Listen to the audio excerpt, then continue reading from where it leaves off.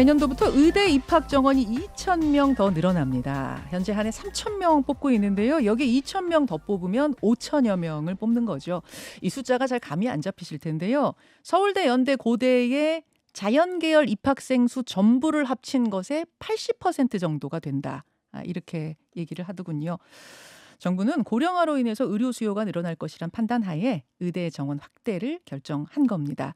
하지만 의료계에서는 이거 윤석열식 막가파 정책 아니냐, 무대뽀 정책이다, 의료의 질적 하락을 가져올 것이다 우려를 하고 있습니다. 지금 의대생까지 참여하는 총파업도 예고한 상태죠. 자, 중요한 문제입니다. 오늘 보건복지부의 입장을 들어볼 텐데요. 사실은 양쪽 이야기를 다 들어야 하는데 오늘은 일단 제가 반대 입장에서 궁금증들 질문하는 방식으로 풀어보겠습니다. 보건복지부 박민수 제2차관 어서 오십시오. 네, 안녕하십니까. 정말 애초에는 한 200명 증원 얘기도 있었는데 네. 이게 최종 2,000명. 네. 상당히 파격적입니다. 네. 이렇게 되면 내년도 신입생이 총 5,000명 되는 건가요? 네, 그렇습니다. 현재 3,058명에서 예. 5,058명 이렇게 2,000명이 늘어나고요. 2,000명으로 결정하게 된 어떤 배경이랄까요? 네, 저희들 2035년을 기준으로 수급을 좀 따졌고요. 네. KDI나 보사연 그리고 서울대 등에서 연구한 거에 따르면 현 수준을 유지할 때 2035년에 1만 명이 부족하다라는 연구가 있고요. 현재도 저희가 한 5천 명 정도 부족하다는 연구를 또 받았습니다. 이렇게 해서 2035년에 가면은 이제 15,000명이 부족하다고 봐왔고요. 예. 이 중에 이제 2,000명을 늘리게 되면 31년부터 졸업생이 배출되면서 35년 기준으로는 10,000명이 이제 확충이 되게 되는데 10년 걸리니까. 그렇습니다. 예, 그래서 15,000 부족 중에 10,000명을 증원으로 채우고 그간의 의협 등에서 주장했던 인력의 재배치, 네. 수가의 인상 이런 것들을 통해서 또 그 부족한 부분 좀 메꾸려고 합니다.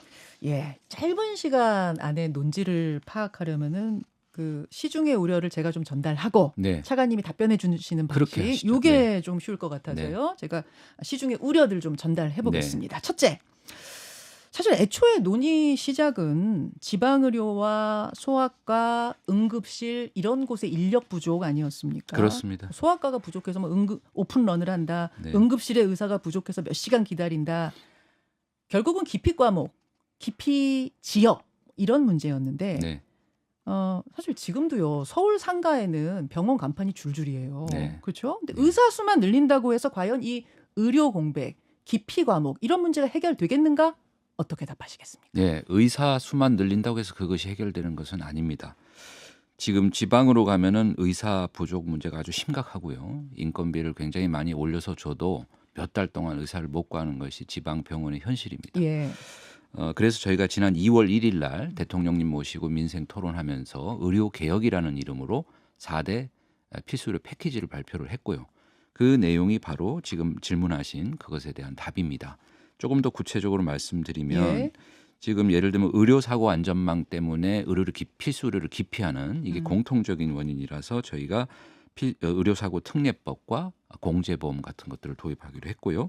그다음에 계약형 지역 필수 의사제 그리고 지역 의료 발전 기금 또 권역 단위의 500억 원 규모의 시범 사업도 하기로 했고 어제 발표한 것처럼 또 새로 증원하는 것은 지역 인재 전형을 현행 40%에서 60%로 상향하고 또 필수 의료의 수가 등에 10조 플러스 알파를 투자하기로 하는 등 이런 내용들을 이제 종합적으로 담은 대책들을 했기 때문에요. 예.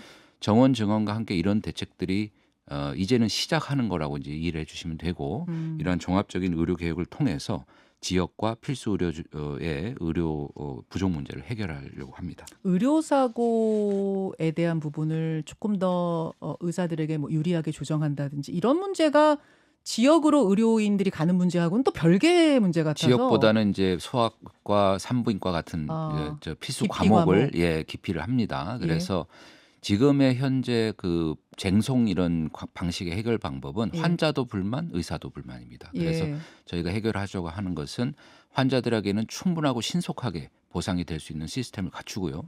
그래서 그런 어떤 일정 조건이 성립된 범위 하에서 의사들에게 형사 책임을 면책해주는 그런 이제 내용이 되겠습니다. 그래서 기피 과목으로 좀 유도를 하겠다 그렇습니다. 그런 말씀. 지역 지역으로 의사들을 배치하는 문제에 대해서는 지역 인재 선발을 좀 더 강화하겠다 그러셨어요. 그렇습니다. 예. 근데 지금도 사실은 지역 출신 의무 선발 비중이 40%가 넘는데. 그렇습니다. 예. 근데 이런 식이죠. 최소한 중학교 때부터는 그 지역에서 다닌 학생들만 네. 그 지역 의대에 입학할 수 있다. 네. 이런 건데 네. 이 사람들 졸업하고 나서 그 지역 떠나는 경우가 절반 이상이에요. 예. 근데 뭐라고 못하는 게 다른 젊은이들도 그 지방 떠나가지고 살기 좋은 수도권으로 가는데 네.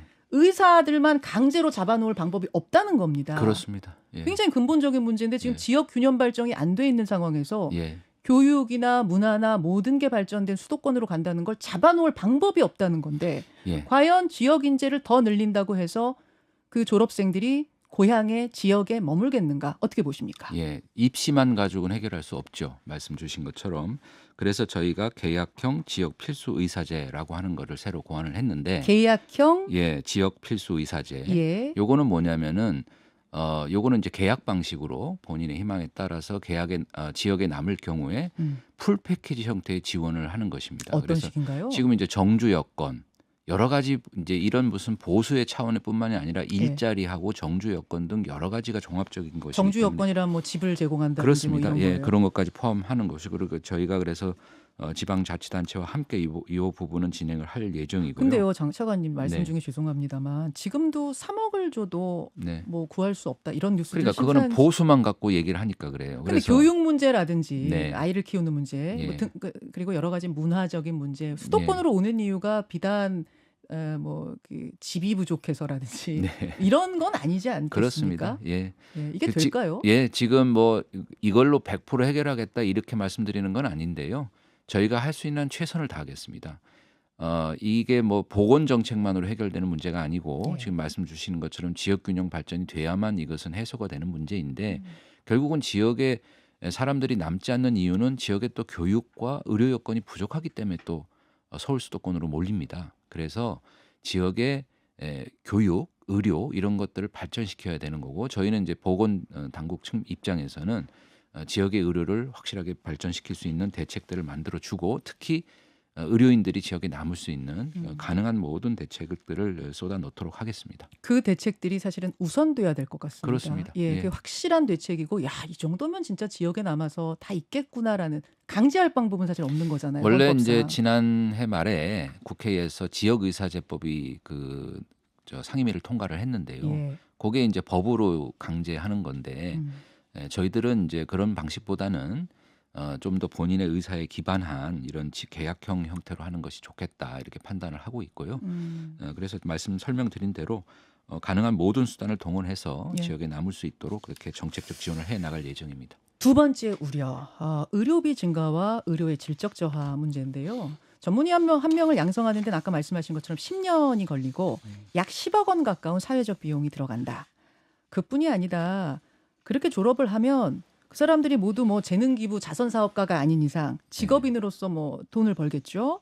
그럼 병원이 많아지는 동시에 각종 상품으로서의 의료 행위도 엄청나게 늘어날 거다. 그럼 이게 결국 의료비 상승으로 이어지지 않겠는가? 이것은 전직 건강보험공단 수장들의 다수 의견이더라고요. 건보가 이 재정이 파탄 날 거다. 이 부분 어떻게 보십니까? 예, 먼저 그 주장에 대해서는 제가 동의할 수 없다는 말씀을 드립니다. 지금 그 주장의 논거가 되는 것이 바로 유인 수요론이라는 겁니다. 경제학에서 나온 건데요. 요거는 1970년대 이론이고 예. 이미 선진국가 우리나라에서 실증을 해봤더니 학자들이 상관관계가 없는 것으로 판명이 났습니다. 의사수하고 의료비하고는 별로 상관관계가 없다. 의료비하고 가장 영향을 많이 미치는 요소는 고령화 그리고 소득 수준 이런 것들이 가장 중요하다라는 것이 학계에서 이미 판명이 났다는 말씀을 드리고요. 두 번째로 지금 현재 우리나라 상황은 의료를 오히려 의사가 부족해서 지방에서는 제때 진료를 못 받는 경우들이 생기고 또 상경해서 진료받는 경우들이 있지 않습니까? 뭐 국민들이 부담하는 시간 비용 또 교통비 같은 이런 것까지는 사실 의료비에 포함이 돼 있지 않은데 그런 막대한 비용이 지금 지불되고 있습니다. 그래서 꼭 필요한 의료 서비스를 충분히 받을 수 있는 효과가 생깁니다. 이거를 가용성 효과라고 하는데 이런 경우에는 오히려 의료비 지출이 감소할 가능성도 있습니다. 예를 들면 제때 진료를 받아가지고 병을 키우지 않으면 큰 수술을 안 받아도 되기 때문에 큰 비용을 지출을 줄입니다. 현재는 우리나라가 의사가 좀 부족한 상황이고 인건비가 이것에 따라서 많이 올랐습니다. 최근에 코로나 이후에 특히 지방에 가면 인건비가 너무 많이 올라가지고요. 그 병원에서 채용하기가 어렵고 병원의 경영의 악화 요인이 되는데요. 지금 통계를 보면은 그 서울이 그 인구 1,000명당 의사 수가 3.0명으로 제일 많고 예. 전남이 이제 제일 적은데 예. 의사 인건비는 이 두 지역이 사실은 서로 반대예요. 그러니까 서울이 최저고 전남이 최고입니다. 제가 주장한 것들을 뒷받침하고 있고 그리고 OECD 통계를 봐도 우리나라 의사 수가 OECD 평균의 한 70% 정도이고 의대 졸업생 수는 한 52% 정도인데 인건비 수준을 보면은 도시근로자 평균의 4.6배에서 7.1배. 저는 지금 인건비 얘기를 하는 것은 아니고요. 네네. 의사의 경쟁이 치열해지다 보면 네. 각종 상품, 의료 상품으로서의 행위들이 개발되지 않겠는가? 제가 아까 피부과, 말씀드렸지 성형외과 뭐 않습니까? 이런 그게 것들. 유인 그런 건- 수요라는 것인데 예, 예. 그것은 효과가 없다는 것이 학문적으로 알겠습니다. 판명이 되었습니다. 의료계 우려 지금 전달하고 있는데요. 네. 세 번째는 사실은 가장 많이들 걱정하는 부분. 학생을 뽑기만 한다고 저절로 의사가 되는 게 아닌데 갑자기 2배의 학생을 누가 어떻게 질 좋게 가르쳐낼 것인가. 네. 선진국에서도 사실은 우리나라로 수술하러 올 정도로 지금 우리 의료가 그렇습니다. 네. 세계적인데 예. 그리고 사실은 집 앞에 어느 동네 병원을 가도 기본적인 실력을 의심하지 않고 가도 될 만큼 그렇습니다. 그 정도로 질적 관리가 되고 네. 있는 건 임상 교수들이 일일이 도제식 교육을 하고 있기 때문이다. 네. 그런 수련 방식이 잘 관리되어 왔기 때문이다. 근데 몇 년 전에 폐교한 남원의 서남대 의대를 보면은 의욕적으로 만들었지만 결국 그 가르칠 사람을 찾지 못해서 문 닫았습니다. 학생은 있는데 교수의 수가 부족한 상황. 의학이라는 게 사람의 생명을 다루는 건데 지금 2배로 늘어난 인원을 누가 어디서 갑자기 가르칠 수 있는가? 의료의 질적 저하 어떻게 보시나요? 예, 그 지금 교육의 질 저하 문제는 제가 보기에 2가지 포인트가 있는 것 같아요. 첫째는 말씀하신 것처럼 교수 요원이 부족하지 않느냐. 예. 두 번째는 이제 확대되면은 좀 커트라인 낮은 학생들 들어오는데 이거 질 떨어지는 거 아니냐. 이 2가지 포인트가 있는 것 같은데요. 첫 번째 교수 요원 부족 문제는 안 그래도 저희가 지난해 말에 네. 각급 학교로부터 희망 수요를 받았고 그리고 전문가들과 함께 그 실제로 수용이 가능한지 여부에 대해서 다 검증을 마쳤습니다. 그래서 2,000명까지 가능한가요? 그렇습니다. 현재 지금 갖고 있는 교원과 여러 가지 그 시설을 기준으로 보았을 때 교육의 질 저하 없이 수행하는데 전혀 문제가 없다 이렇게 판단을 했고요.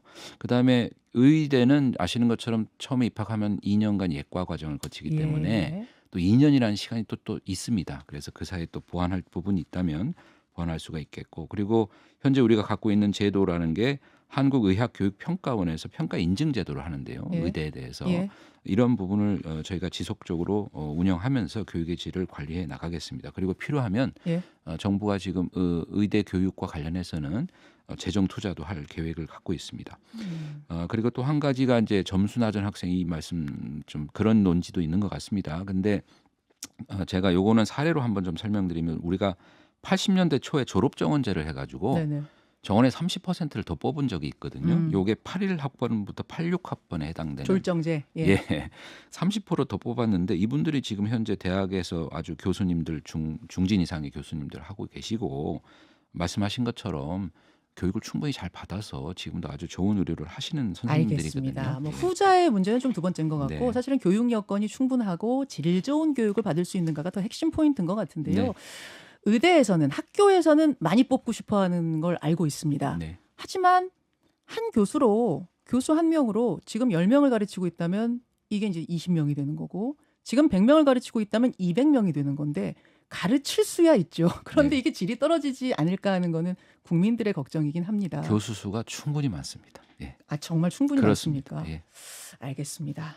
이 부분에 대한 우려들 있다는 거 전하고요. 네. 조금 전에 이제 학생들 뭐 수준에 대한 이야기 하셨는데 네. 의료계의 걱정이 아니라 이공계의 걱정을 제가 네. 이번에는 좀 전달해 보겠습니다. 네, 의대만 입학 정원이 거의 2배로 는다.